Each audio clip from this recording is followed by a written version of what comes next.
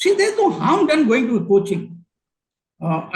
This is my personal feeling. But if you don't realize the correct ways and the intricacies of this testing procedure, because it is quite unlike the other testing procedure these boys undergo.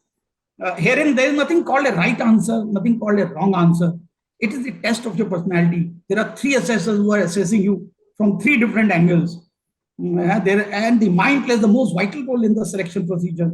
How your mind functions is how you interact with various pictures that are shown to you, various words that are projected to you, various situations that are painted to you. And that gives the input to the psychologist to assess your personality, those 15 officer-like qualities that we assess. And how your mind functions is how you interact with the interviewing officer. And that gives us input to him to assess those 15 officer-like qualities. And finally, how your mind functions is how you convert your words into action during your GTO testing procedure. And that becomes the input to the GTO. So all in all, it's a very detailed testing procedure. Therefore, one thing for sure, sir, that one cannot put up a show. If you have it in you, yes. I always tell my candidates, there is nothing extraordinary required to be done. All that you need to do is be yourself, enjoy the procedure. Don't try and overdo things. I've seen this is the general tendency of the candidates is to be looking at the assessor, trying to understand if they are making an impact, trying to impress the assessors. Now, as I said, sir, you cannot really impress an assessor.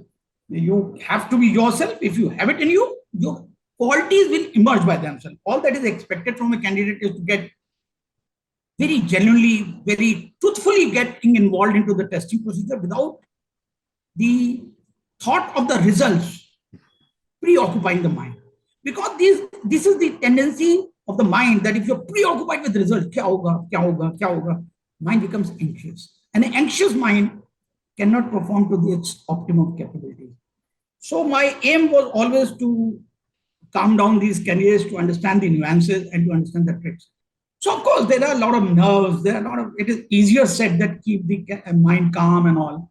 I always advise them, don't dream of SSB because that is anxiety. Learn that art of switching off and maybe enjoy the procedure. Try and make this stay facilities as comfortable as possible so that in the morning they are fresh and raring to go for the first test next day morning, that is the OIR test that they do.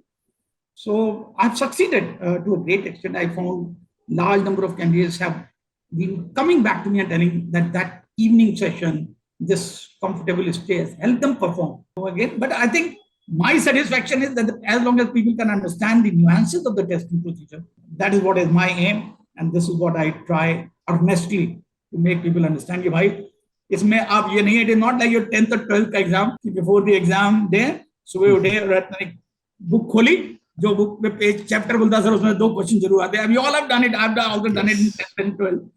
But herein it is your mind. How does your mind function? That is what we are looking at. Okay, so thank you for that very insightful journey.